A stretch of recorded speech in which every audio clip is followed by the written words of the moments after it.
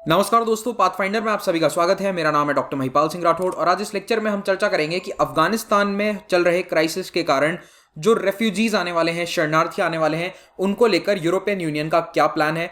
Recently EU ने घोषणा करी कि वो $350 मिलियन का बजट अलग रखेगा अफगान रेफ्यूजी क्राइसिस को मिटिगेट करने के लिए। यानी कि ये क्राइसिस अभी हुआ भी नहीं है स्टार्ट यूरोपियन यूनियन के लिए, उसके पहले से ही उन्होंने प्लान बनाने स्टार्ट कर दिया। ऐसा क्यों है, इसका क्या इतिहास है और ईयू का एग्जैक्टली क्या प्लान रहने वाला है, इन्हीं सब पॉइंट्स को हम डिस्कस करेंगे इस लेक्चर में। अगर आप मुझे अनअकैडमी ऐप पर फॉलो करना चाहते हैं तो इस आईडी पर वहां पर मुझे ढूंढ सकते हैं। फायदा ये होगा फॉलो करने का कि जब भी मेरी स्पेशल क्लासेस होती हैं तो उसका नोटिफिकेशन आपको प्राप्त हो जाएगा। इस लेक्चर का पीडीएफ और पाथफाइंडर के सभी लेक्चर्स के पीडीएफ आपको इस टेलीग्राम चैनल पर मिल जाएंगे। इसका लिंक नीचे पहले कमेंट में अवेलेबल है। तो यूरोपियन यूनियन जो है वो अफगानिस्तान को लेकर जो अपनी पॉलिसी है उसको थोड़ा सा इंडिपेंडेंट बना रहा है। अभी तक वो यूएसए के साथ लिंक्ड थी पॉलिसी, जो अमेरिका कहता था वही यूरोपियन यूनियन फॉलो कर रहा था। लेकिन अब ईयू ने डिसाइड किया है कि वो अपनी जो पूरी अफगानिस्तान पॉलिसी है उसको थोड़ा सा और ऑटोनॉमस बनाना चाहते हैं। तो इसके लिए ईयू मीटिंग्स भी कर रहा है लगातार और इन्होंने अब ये डिसाइड किया है कि किस तरह से भविष्य में वो यूनाइटेड स्टेट्स पर निर्भर ना रहे। यूनाइटेड स्टेट्स पर निर्भरता उन्होंने देख ली कि काम की नहीं है और कैसे यूएसए ने अचानक अफगानिस्तान छोड़ा और इसमें ईयू को ज़्यादा साथ भी नहीं लिया गया, ना ईयू से ज़्यादा डिस्कशंस किए गए पूरे प्लान के बारे में। तो इससे यूरोपियन यूनियन के लीडर्स थोड़े से खफा हैं। ईयू के कई सीनियर ऑफिशियल्स ने रिसेंटली न्यूयॉर्क टाइम्स जैसे अखबारों में कुछ ओपिनियन पीसेस लिखे हैं और वहां पर उन्होंने अपनी फ्यूचर पॉलिसी के बारे में कुछ बातें कही हैं जो मैं आपको यहाँ पर आज बताने वाला हूँ। तो यूरोपियन यूनियन ने पहली बात तो एक प्लान तैयार किया है जिसमें 300 मिलियन यूरो या फिर $350 मिलियन रखे जाएंगे रेफ्यूजीज के लिए। ये लोग एक्सपेक्ट कर रहे हैं कि 30,000 रेफ्यूजीज आएंगे यूरोपियन यूनियन में अफगानिस्तान में चल रहे क्राइसिस के बाद, और इन रेफ्यूजीज को सेटल करने के लिए ये पैसा अलग से रखा गया है। ये प्रस्ताव 26 अगस्त को हुई ईयू की एक मीटिंग में रखा गया था और यहां इन्होंने ये बात भी कही कि अभी ये शुरुआत है $350 मिलियन से, आगे अगर जरूरत पड़ी तो और ज्यादा पैसा मुहैया कराया जा सकता है। इन मीटिंग्स में जो एक बात सामने आई है वो ये कि यूरोपियन यूनियन का फिलहाल के लिए प्लान है कि जो दूसरे कंट्रीज हैं, अफगानिस्तान के पड़ोसी हैं, उनकी सहायता करी जाए। जहां पर बहुत सारे शरणार्थी पहले से मौजूद हैं उनको सपोर्ट मुहैया कराया जाए ताकि यूरोपियन यूनियन बड़े माइग्रेंट क्राइसिस से बच सके। अब यूरोप इतनी जल्दी ये सब प्लान क्यों कर रहा है? क्योंकि 2015 में यूरोप ने एक बहुत बड़ी गलती करी थी इनके नेताओं के अनुसार। It was a strategic mistake. तो 2015 में सीरिया, इराक से बहुत सारे रेफ्यूजीज यूरोपियन यूनियन की तरफ आए थे। It was called the European migration crisis. और ये क्राइसिस क्यों हुआ था? क्योंकि आइसिस, इस्लामिक स्टेट ने सीरिया और इराक में तब तबाही मचा दी थी। यूरोप आने वाले शरणार्थियों की संख्या अगर हम आंकड़ों में देखें तो 2015 में ये आंकड़ा 13 लाख से भी ज्यादा हो गया था। 1.3 मिलियन रेफ्यूजीज यूरोप में एंटर हुए थे 2015 में। अब आपको लग रहा होगा कि ये इतना कोई बड़ा नंबर थोड़े ना है, इतने सारे देश हैं, लेकिन याद रखिए कि यूरोप के ज्यादातर देशों की आबादी काफी कम है। पूरे यूरोपियन यूनियन की आबादी 44 करोड़ के आसपास है। 44 करोड़ आबादी है सारे ईयू के देशों की मिलाकर। तो पूरे यूरोप की आबादी लगभग 50 करोड़ के अंदर ही है, इसीलिए वहां पर 1.3 मिलियन शरणार्थियों की संख्या काफी बड़ी हो जाती है। और ये शरणार्थी मेनली सब सीरिया से थे। सारे सीरिया से नहीं थे, Syria, Iraq, north Africa, even Afghanistan से कई शरणार्थी थे। ज्यादातर आइसिस के हमलों से भाग कर आ रहे थे। सीरिया और इराक में जब आइसिस के अटैक्स हुए थे तो उसके कारण ये सभी शरणार्थी यहाँ आए थे। लेकिन आज दिन तक यूरोप में एक बहुत ही बड़ा डिवाइसिव इशू है ये कि शरणार्थियों को जब शरण दी गई यूरोप में तो क्या वो सही था या गलत था। कई लोग और कई नेता यूरोप के आज भी ये बात मानते हैं कि ये बहुत बड़ी गलती थी, ये यूरोप के कल्चर को बर्बाद कर देगा।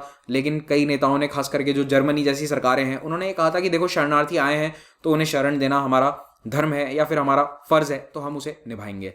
अब उस समय एक बहुत बड़ा डिबेट इस बात को लेकर भी चला था कि ये लोग जो यूरोप आ रहे हैं ये एग्जैक्टली क्या है? रेफ्यूजी हैं, असाइलम सीकर हैं, माइग्रेंट हैं। अब आप सोच रहे होंगे कि तीनों में फर्क क्या होता है? एक ही तो बात है, लेकिन तीनों में बहुत फर्क होता है। देखो, रेफ्यूजी एक ऐसा व्यक्ति है जो अपनी जान बचाकर कहीं से भाग कर आया है। फॉर एग्जाम्पल 1971 वॉर जब हुआ था उस समय बांग्लादेश से कई हिंदू अपनी जान बचाकर भारत की तरफ आए थे। करोड़ों शरणार्थी आए थे। तो वो शरणार्थी थे, शरण के लिए आए थे, उन्हें जान का खतरा था। दूसरी कैटेगरी के लोग होते हैं असाइलम सीकर। असाइलम का मतलब है कि किसी दूसरे देश में शरण मांगना जाकर, क्योंकि आप अपने देश में पॉलिटिकली परसिक्यूट किए जा रहे हैं। तो मान लो कि कहीं सरकार बदल गई और जो पावर में आई है गवर्नमेंट वो आपको जेल में डाल देगी, इस तरह का खतरा है, तो आप किसी दूसरे देश में जाकर शरण मांगते हैं कि मुझे पॉलिटिकली परसिक्यूट किया जाएगा तो मुझे शरण दी जाए। तो वो होता है असाइलम सीकर। तीसरे होते हैं प्रवासी या माइग्रेंट। अब ये आर्थिक कारणों से एक से दूसरे देश जाते हैं। फॉर एग्जाम्पल भारत से भी कई लोग नौकरी के लिए गल्फ कंट्रीज में या फिर यूएस, कनाडा, यूके जैसे देश जाते हैं, तो वो माइग्रेंट हैं और उनकी माइग्रेशन के पीछे का कारण है इकोनॉमिक। वैसे ही कई लोग इराक, अफगानिस्तान जैसे देशों को छोड़कर इसीलिए आ रहे थे क्योंकि उनके देश की इकोनॉमीज पूरी खराब हो चुकी है, वहां पर जॉब्स नहीं थे, अच्छी क्वालिटी के जॉब्स नहीं थे, तो ये लोग जान बचाकर नहीं आ रहे थे बल्कि इकोनॉमिक माइग्रेंट्स थे। तो यूरोप में उस समय इसको लेकर काफी बवाल मचा था कि आखिर हम इकोनॉमिक माइग्रेंट्स को रेफ्यूजी वाला स्टेटस क्यों दे रहे हैं, क्योंकि सभी लोग अपनी जान बचाकर नहीं आए, कई लोग आ रहे थे, कई लोगों को रियली में परसिक्यूट किया जा रहा था, सीरिया की सरकार उनको जान से मारने की धमकियां दे रही थी, ऐसे लोग भी थे, लेकिन माइग्रेंट्स की संख्या भी बहुत ज्यादा थी और सबको एक साथ रखकर एक जैसी पॉलिसी उस समय ईयू ने बना दी थी। तो यूरोपियन यूनियन में उस समय काफी ये डिबेट था और जो असाइलम सीकर्स थे वो कुछ देशों में ज्यादा जा रहे थे, जैसे कि जो स्कैंडिनेवियन कंट्रीज हैं, स्वीडन, नॉर्वे जैसे, इन देशों में ज्यादा शरणार्थी जा रहे थे क्योंकि वहां पर सोशल वेलफेयर स्कीम्स वगैरह ज्यादा बेहतर हैं, तो उन्हें लगता था कि वहां पर हमें अच्छा मिल जाएगा सपोर्ट स्टेट की तरफ से। कुछ देशों में जहां पर स्टेट सपोर्ट इतना नहीं था वहां पर वो नहीं जाना चाहते थे। तो इन रेफ्यूजीज या असाइलम सीकर्स को लेकर पिछले 5-6 सालों से यूरोपियन यूनियन में डिबेट चला आ रहा है। अब अगर आप असाइलम सीकर्स की संख्या देखोगे तो सीरिया, अफगानिस्तान और इराक, ये 3 सबसे बड़े देश है जहां से लोग आ रहे थे। तो 4 लाख सीरिया से, अफगानिस्तान से लगभग 2 लाख और इराक से लगभग 1.25 लाख लोग यूरोपियन यूनियन की तरफ आए थे। ये सभी आंकड़े मैं आपको बता रहा हूं 2013 से 2015 के बीच के, जब यूरोपियन माइग्रेंट क्राइसिस अपने चरम पर था। तो शुरू में कई लोग तो इनका स्वागत कर रहे थे, लेकिन धीरे धीरे यूरोप में शरणार्थियों के प्रति रवैया बदलता गया। 2016 में जो सर्वे हुआ था उसमें यूरोप के नागरिकों से पूछा गया कि क्या आप अपने सरकार या यूरोपियन यूनियन की पॉलिसीज के साथ सहमत हैं शरणार्थियों से रिलेटेड। तो उसमें आप देखोगे ज़्यादातर देशों में अप्रूवल रेटिंग्स बहुत ज़्यादा नेगेटिव वाली हैं, यानी कि 70%, 72% लोगों का ये मानना था कि नहीं, शरणार्थियों को देश में नहीं आना देना चाहिए। केवल 20, 22, 26% के आसपास फ्रांस, जर्मनी जैसे देशों के अंदर अप्रूवल रेटिंग्स थी रिगार्डिंग द रेफ्यूजी पॉलिसी। और अभी कई देशों ने अपनी पॉलिसीज को उलटना शुरू कर दिया है। फॉर एग्जांपल कुछ महीने पहले डेनमार्क ने सीरियन रेफ्यूजीज को वापस अपने देश जाने को कहा, क्योंकि अब डेनमार्क के अनुसार सीरिया में स्टेबिलिटी है, रिलेटिवली स्टेबिलिटी है, तो अब उन्हें अपने देश फिर से जाना चाहिए। तो 2015 और 16 में ठोकर खाने के बाद अब यूरोपियन यूनियन काफी संभल कर कदम रखना चाहता है और इसीलिए उसने अफगानिस्तान से माइग्रेंट्स आने से पहले ही पॉलिसीज बनाना शुरू कर दी है। तो यूरोपियन यूनियन या फिर जो यूएन की एजेंसीज हैं उनका मानना है कि 5 लाख लोग इस साल 2021 के अंदर अफगानिस्तान में डिस्प्लेस हो चुके हैं, अपने घर छोड़कर निकल चुके हैं। 5 लाख की आबादी, 500,000, लेकिन अभी तक इनमें से ज्यादातर लोग यूरोपियन यूनियन तक पहुंचे नहीं है, क्योंकि देखो माइग्रेंट्स जो हैं वो इतने अमीर नहीं होते कि हवाई जहाज में बैठे, वीजा लिया और सीधा यूरोप आ गए। वो बहुत ही कम लोग ये काम कर पाते हैं। तो इनफैक्ट जो आप काबुल एयरपोर्ट के सीन देख रहे थे वो ओवरऑल शरणार्थियों का कुछ प्रतिशत भी नहीं होगा। अब जो शरणार्थियों की बाढ़ आएगी वो ज्यादातर लैंड बॉर्डर्स के माध्यम से आने वाली है। तो सबसे पहले तो तालिबान का जो ये हमला चल रहा है पिछले 6 महीने से अफगानिस्तान में, इसके कारण इंटरनल माइग्रेशन बढ़ गया। तो 4 लाख लोग तो इंटरनली माइग्रेट हो चुके थे जुलाई 2021 तक, जनवरी से जुलाई के महीनों में। अब धीरे धीरे ये लोग कई शहरों से पड़ोसी देश की तरफ जाना शुरू करेंगे। तो ईरान, ताजिकिस्तान, तुर्कमेनिस्तान और पाकिस्तान जैसे देशों की तरफ माइग्रेशन बढ़ने वाला है, क्योंकि ये सेम कहानी 1990 के दशक में भी देखी गई थी, 1980 के दशक में भी देखी गई थी। तो ओवरलैंड बॉर्डर क्रॉसिंग्स जो हैं उन पर ज्यादा भीड़ होने वाली है और वहां पर कोई कैमराज कवर करने के लिए नहीं जाएंगे। ये आप मुझसे लिख कर ले लीजिए, क्योंकि वो इतना ग्लैमरस नहीं होता है, पूरे दिन बस लोग बॉर्डर क्रॉस कर रहे हैं सिंपली। तो इसीलिए जो ज्यादातर रिफ्यूजीज का लोड है वो इन पड़ोसी देशों पर आने वाला है। लेकिन अल्टीमेटली रेफ्यूजीज कई सारे ये चाहेंगे कि वो इन देशों में ना रहें, जैसे कि पाकिस्तान जैसे देश में या ईरान जैसे देश में वो लंबे समय तक नहीं रहना चाहेंगे। They would want to move to countries जहां पर बेहतर अपॉर्चुनिटीज हो, आर्थिक तरक्की के ज्यादा चांसेस हो। तो ये यूरोपियन यूनियन या फिर यूएस का रुख करेंगे, लेकिन उसमें समय लगता है, वीजा मिलना इतना आसान नहीं है, तो उसके लिए बहुत सारे पेपर्स प्रोसेस करवाने होते हैं। तो इसीलिए जो यूरोप की तरफ माइग्रेंट्स हैं वो आज से 5-6 महीने बाद जाने शुरू होंगे। तो यूरोपियन यूनियन जो है वो उस 5-6 महीने बाद वाले प्रोसेस को एंटिसिपेट कर रहा है और अभी से उसके लिए पॉलिसी बना रहा है। तो ईयू का अभी प्लान क्या है कि अफगानिस्तान को ये काफी डेवलपमेंट का पैसा देते थे, डेवलपमेंट एड देते थे। तो अभी तो तालिबान की सरकार वहां पे बन रही है, तो इसीलिए उन्होंने वो पैसा रोक दिया था, लेकिन फिर भी 1 बिलियन यूरो उन्होंने अपने बजट में उसके लिए अलग पैसा रखा हुआ है। तो अगर मान लो तालिबान उनकी कुछ शर्तें पूरी कर ले तो ये तालिबान को भी पैसा दे देंगे। तो यूरोपियन यूनियन का भी कहना है कि अगर तालिबान की जो गवर्नमेंट है वो लोगों को सुरक्षित तरीके से बाहर निकलने देती है, मानवाधिकारों का सम्मान करती है, आतंकवाद को बढ़ावा नहीं देती और आतंकवाद से लड़ती है, और इंक्लूसिव गवर्नमेंट है जिसमें महिलाओं को मंत्री बना दिया जाता है, माइनॉरिटीज की इज्जत करी जाती है, अगर ये सारे नियम शर्तें तालिबान ने पूरी कर ली तो फिर ये 1 बिलियन यूरो का जो पैकेज है ये यूरोपियन यूनियन इन्हें दे देगा। तो यूरोपियन यूनियन को ऐसा लगता है कि पैसे का लालच दिखाकर ये बैड तालिबान को गुड तालिबान में कन्वर्ट कर देंगे। पर्सनली मुझे नहीं लगता कि ये होने वाला है। अगर आप लोगों को ऐसा लगता है कि ये पॉसिबल है तो नीचे कमेंट में बताइएगा and give me a good reason that why do you think so. जो भी हो, यूरोपियन यूनियन ने अभी डिसाइड किया है कि जो भी यूरोप में आएगा उसको हम प्रॉपर्ली सिक्योरिटी चेक करके फिर एंट्री देंगे और इरेगुलर माइग्रेशन नहीं होने देंगे। इरेगुलर माइग्रेशन का मतलब है जैसे 2015-16 में आपने इस तरह के सीन्स देखे होंगे कि बोट्स में बैठकर अफ्रीका के तट से लोग यूरोपियन यूनियन की तरफ आने की कोशिश कर रहे थे, वो सभी बोट्स इलीगल होती थी। तो उस तरह का इरेगुलर माइग्रेशन नहीं होगा। जो भी माइग्रेशन होगा, जो भी रेफ्यूजीज आएंगे वो प्रॉपर चैनल्स के थ्रू प्रॉपरली वीज़ा लेकर ही आ सकते हैं।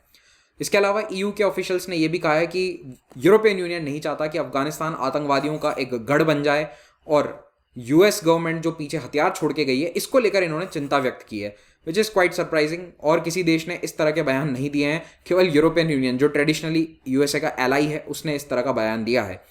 और ईयू को चिंता ये भी है कि तालिबान से इंस्पायर होकर दुनिया के अन्य देशों में भी एक एक्सट्रीमिस्ट मूवमेंट चालू हो सकता है और यूरोपियन यूनियन में भी माहौल खराब करने की कोशिश करी जा सकती है, जैसा कि 2014-15 में आईसिस के समय हुआ था। कई सारे यूरोपियन नागरिकों को रिक्रूट किया था आईसिस के लोगों ने यूरोप में सोशल मीडिया के माध्यम से। उस तरह का काम फिर से यहाँ पर यूरोप में ना हो, इसके लिए ये सचेत रहेंगे। हाल ही में ईयू के विदेश नीति के अध्यक्ष जोसेफ बोरेल ने एक बयान दिया था जिसमें इन्होंने कहा कि अफगानिस्तान का घटनाक्रम यूरोपियन यूनियन के पूरे डिफेंस पॉलिसी को हमेशा के लिए बदल सकता है। इनके कहने का तात्पर्य यह है कि यूरोपियन यूनियन अभी तक काफ़ी लिबरल पॉलिसी अपनाता आया है शरणार्थियों को लेकर। 2015-16 में जो इराक और सीरिया से शरणार्थी आए थे उनका खुले दिलों से स्वागत किया गया था और अब यूरोपियन यूनियन शायद ऐसा नहीं करेगा क्योंकि 15-16 के घटनाक्रम ने सब कुछ बदल दिया है। तो अफगानिस्तान से ये बदलाव ईयू में नजर आएगा। लेकिन इन राज्य विहीन स्टेटलेस लोगों के साथ अब क्या होगा? स्टेटलेसनेस का मतलब क्या होता है कि जब आपका कोई देश नहीं है, आप अपने देश से निकल चुके हैं, वहां के नागरिक अब आप नहीं रहे हैं। अगर नागरिक हैं तो भी ऑन पेपर हैं, रियलिटी में वहां के नागरिक होने का कोई मतलब नहीं है। लेकिन आप दूसरे देश के नागरिक भी नहीं है। तो ऐसा अब अफगान रेफ्यूजीज के साथ होने वाला है। जब तक उन्हें दूसरे देशों की नागरिकता नहीं मिल जाती तब तक वो स्टेटलेस हैं। और इन राज्य विहीन लोगों की सुरक्षा के लिए, उनके बेहतरी के लिए क्या किया जा सकता है ईयू के द्वारा? तो सबसे पहले स्टेटलेसनेस जो है उसको खत्म करने के लिए एक पॉलिसी बनाई जा सकती है। उनको आइडेंटिफाई किया जाए, उनको कहीं ना कहीं डिटेल डॉक्यूमेंट किया जाए कि कितने स्टेटलेस लोग हैं और कहाँ कहाँ पर रह रहे हैं, किन शरणार्थी शिविरों में वो रह रहे हैं। और तीसरा, ऐसे कानून या फिर ऐसे पॉलिसीज बनाए जाएं जो स्टेटलेस लोगों को भी कुछ नागरिक अधिकारों का फायदा दें। फॉर एग्जाम्पल एजुकेशन है, तो अब हो सकता है कि शरणार्थियों के बच्चों को एजुकेशन स्टेट प्रोवाइड करवा दे। इस तरह के अधिकार दिए जा सकते हैं। हो सकता है वोट देने का अधिकार ना मिले, तो कुछ पॉलिसी बदलाव जरूर ईयू कर सकता है। लेकिन फिलहाल के लिए यूरोपियन यूनियन की पॉलिसी रीसेटलमेंट प्लेज की तरफ मुड़ती नजर आ रही है। रीसेटलमेंट प्लेज का मतलब यह है कि शरणार्थियों को कहीं और बसाने के लिए, किसी दूसरे देश में बसाने के लिए उस देश को ईयू पैसा देगा। फॉर एग्जाम्पल, पाकिस्तान में अगर शरणार्थी रह रहे हैं तो वहीं पर उनकी बेहतरी के लिए ईयू उन्हें पैसा देगा, पाकिस्तान सरकार को, कि तुम यहाँ पर शरणार्थियों की बेहतर फैसिलिटीज तैयार करो, स्कूल बनाओ, हॉस्पिटल्स बनाओ, ताकि ये शरणार्थी पाकिस्तान छोड़कर और कहीं ना जाएं, इन्हीं देशों में रहें। तो इस तरह से ईयू क्या करेगा कि 2015 का जो पूरा क्राइसिस है, जब उसने अपने घर पर शरणार्थियों को रखना शुरू किया, उसको अवॉइड करना चाहेगा। इनका फोकस ये होगा कि डेवलपमेंट का पैसा देकर, एड देकर, जो दूसरे पड़ोसी देश हैं जैसे कि ताजिकिस्तान, तुर्कमेनिस्तान, पाकिस्तान और ईरान, यहाँ पर ही शरणार्थियों को सेटल कर दिया जाए या फिर यहाँ पर पैसा देकर इन देशों को, शरणार्थियों को यहीं पर रखने की कोशिश करी जाए। तो अभी ऑलरेडी बात चल रही है पाकिस्तान और ताजिकिस्तान जैसे देशों से कि उनको ईयू की मदद मिल जाए। और ये देश भी काफ़ी स्मार्ट हैं, इनको पता है कि शरणार्थियों का डर ईयू को लगा रहेगा, तो ये बड़े बड़े एड पैकेजेस अब आप देखोगे आने वाले कुछ महीनों में ले लेंगे यूरोपियन यूनियन से। लेकिन अल्टीमेटली इससे यूरोप का फायदा ही है। शरणार्थियों को अपने देश में मदद करें, उससे बेहतर है कि दूसरे देश में इनकी मदद कर दी जाए। ईयू के कुछ टॉप मिनिस्टर्स जैसे कि माल्टा के गृह मंत्री ने ऑलरेडी इस तरह की बातें कह दी हैं कि हम कैश हैंड आउट प्लान कर रहे हैं, यानी कि सीधा अफगानिस्तान के पड़ोसियों को पैसा दे दिया जाए ताकि रेफ्यूजीज को वहीं पर रखा जा सके, यूरोप में ये ना पहुंचे। और एक बात और आपको बता देता हूं कि ऐसा नहीं है अफगानिस्तान पूरी तरह से बंद हो चुका है, दुनिया का कोई भी एजेंसी या कोई भी देश वहां तक नहीं पहुंच पा रहा है। काबुल एयरपोर्ट बंद होने के बाद, अमेरिका के ट्रूप्स विड्रॉ होने के बावजूद, यूनाइटेड नेशंस ने ह्यूमैनिटेरियन फ्लाइट्स वापस शुरू कर दी हैं, यानी कि खाने पीने का सामान अफगानिस्तान पहुंच रहा है। मज़ार शरीफ में 3 फ्लाइट्स ऑलरेडी यूएन की लैंड हो चुकी हैं सिंस 1 सितंबर। तो तालिबान गवर्नमेंट अभी तक तो इंटरनेशनल एजेंसीज के साथ कोऑपरेट कर रही है। देखते हैं आने वाले समय में क्या होता है। अगर आपको ये मेरा लेक्चर अच्छा लगा तो इसे लाइक ज़रूर करें, कमेंट में अपना फीडबैक दें और इसे अपने दोस्तों के साथ शेयर भी करें इफ़ यू लाइक्ड इट। अगर नहीं भी अच्छा लगा तो कमेंट में फीडबैक दे दो। We always welcome constructive criticism. अगर आप यूपीएससी के एस्पिरेंट हैं तो अनअकैडमी ऐप पर आपके लिए सबसे बेहतरीन मौका है यूपीएससी एग्जाम की तैयारी करने का, क्योंकि इंडिया के बेस्ट टीचर्स, चाहे वो ऑफलाइन इंस्टीट्यूट्स के हैं या ऑनलाइन इंस्टीट्यूट्स के, everybody is teaching on Unacademy. यहाँ पर स्पेशल क्लासेस होती हैं जो कम्प्लीटली फ्री हैं, इनका कोई चार्ज नहीं है। समय समय पर स्पेशल क्लासेस चलती रहती हैं। संडे को मेरी स्पेशल क्लासेस आ रही हैं। और अगर आप यूपीएससी की एक शेड्यूल के अनुसार तैयारी करना चाहते हैं तो आइकॉनिक या प्लस कोर्स को ज्वाइन कर लीजिए। आइकॉनिक का फ़ायदा ये है कि यहाँ पर आपको एक पर्सनल मेंटोर अवेलेबल करवाए जाएंगे। दोनों ही कोर्सेज में आपको 10% फ्लैट डिस्काउंट मिल जाएगा if you are using the code Mahipal and getting this subscription. तो रेफरल कोड अगर आप महिपाल यूज़ करेंगे तो आपको 10% डिस्काउंट मिलेगा। और हमने अभी 22 और 23 के बैचेस के लिए पूरा शेड्यूल जारी कर दिया है। तो इन बैचेस में मैं और अन्य टीचर्स पढ़ाने वाले हैं। तो 22 का और 23 का जो बैच है उनकी पूरी डिटेल्स आप यहाँ स्क्रीन पर देख सकते हैं। वेबसाइट पर भी आप चाहें तो देख सकते हैं। ऑप्शनल के कोर्सेज भी यहाँ पर अवेलेबल हैं, लेकिन अगर आप ऑप्शनल और जीएस का कोर्स एक साथ लेंगे तो आपको थोड़ा सा बेनिफिट मिलेगा। और अगर 1 ईयर अबाव कोर्स लेते हैं तो अनअकैडमी के नोट्स आपको फ्री मिल जाएंगे। और ईएमआई ऑप्शन भी अवेलेबल है, तो ईएमआई पर आप पूरा कोर्स ले सकते हैं। इस वक्त 2 मंथ सब्सक्रिप्शन हमने चला रखा है फॉर प्रीलिम्स 2021। तो अगर किसी को प्रीलिम्स के सब्जेक्ट का रिवीजन करना है, कोई सब्जेक्ट कमजोर रह गया, तो 2 महीने का सब्सक्रिप्शन ले सकते हैं। It is available for 13,500 rupees. कई सारे नए बैचेस स्टार्ट होते हैं, हर वेडनेसडे को नया बैच बनता है।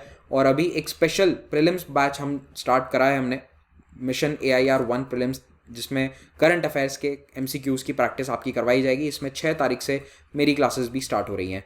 3 फ्री टेस्ट सीरीज़ हैं, इनका लाभ उठाइए। और कॉम्बैट होता है हर रविवार को। कॉम्बैट में हिस्सा लेने के लिए एक अनलॉक कोड मांगा जाएगा, यूज़ दिस कोड। कॉम्बैट में हिस्सा लेने का फ़ायदा ये है कि अगर आपकी अच्छी रैंक आती है तो आप स्कॉलरशिप्स प्राप्त कर सकते हैं। और ये सारे कोर्सेज जो अभी मैं आपको बता रहा था, ये आपको फ्री में अवेलेबल हो जाएंगे। Thank you very much for watching this. Have a great day.